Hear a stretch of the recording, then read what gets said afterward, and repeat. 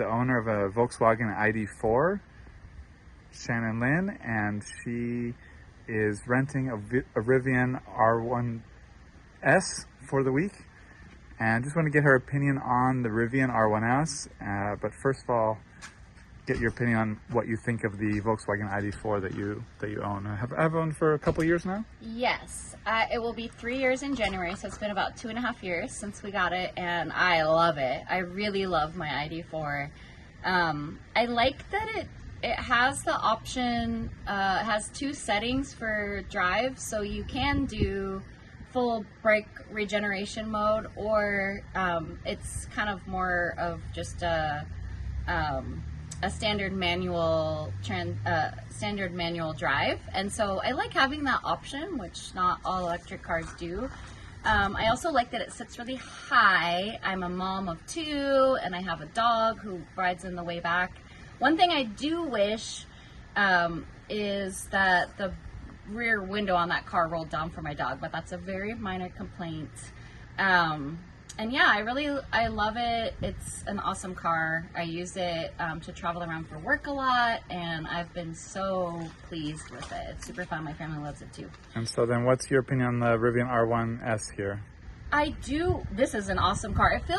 It's a lot bigger than my car, which is nice because with kids and cousins, it's nice to have the extra seats, which, the ID.4, I might want to upgrade because then I would have a couple more seats. ID Buzz has 5, including the driver, which is nice, but the Rivian seats up to 7 and still has a lot of trunk capacity. My mother-in-law has a Tesla Y, and it technically has those back row seats, but they're really hard to use, and there is very little space for anything else when you use them. So I did send her a picture of this car, and I thought, well, hey, maybe you want to test drive this. One of the things that I noticed that I am not crazy about with the Rivian, and I don't know if maybe this is an add-on if you were to buy one, but my ID.4 has a moonroof that's similar to the Rivian's, which I really adore. But it has a sunshade that you can close, and that really helps a lot with the heat. I'm sensitive to, sitting on a hot seat or whatever. So I've noticed with the Rivian, even though I guess the moonroof, I'm not sure if they call it that, it doesn't seem to have a shade. So I'm not sure if there's something that you can buy to put in there, but if I looked to buy one, I would definitely be paying attention to that. But as far as the technology inside, the backup cameras, I love my backup camera on the ID.4, and we've got some good cameras, but the cameras are definitely superior on the Rivian, and they have the overhead view in addition to the rear view when you're reversing, and it's pretty cool. Like, I have not seen a car that has that, and so I thought that was really awesome.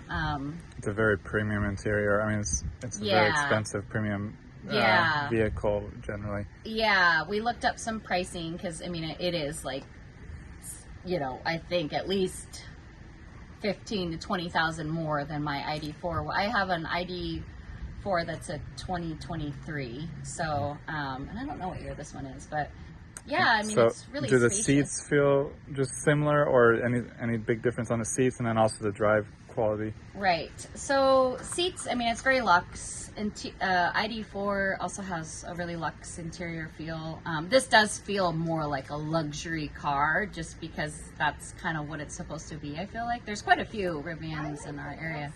So one of the things that I noticed about driving it was that unless I just haven't found the alternate drive, like you are driving with the regenerative brakes, and it drives really nicely and smoothly.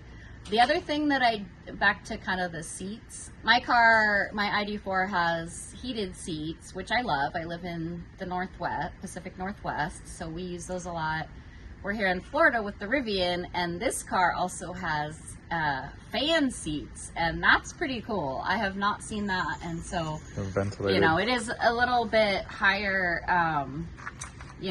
luxe car than the ID.4, but I think I would, I like the size of my car better. Yeah.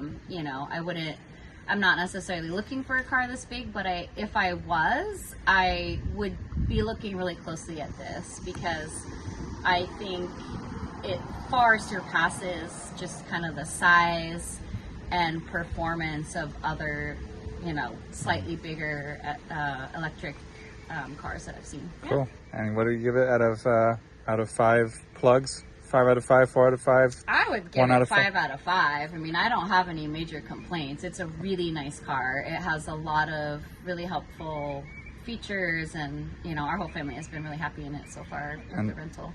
And to wrap up, where are you charging while you're renting it here? We haven't even had to charge once because it was fully charged when we got here, and we picked it up from the airport where it was in a charge spot. So you've driven quite a lot.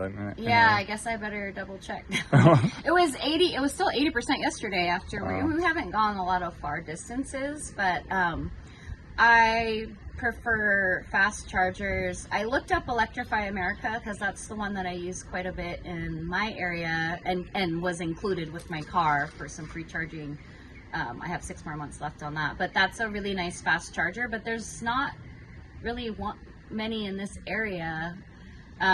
So yeah, I'd be looking for a fast charger, or we might just take it back to the airport and plug it in there when we drop it off because we rented via a place where they're just going to pick it up from there. So cool. Yeah. All right. Thanks a lot. No problem.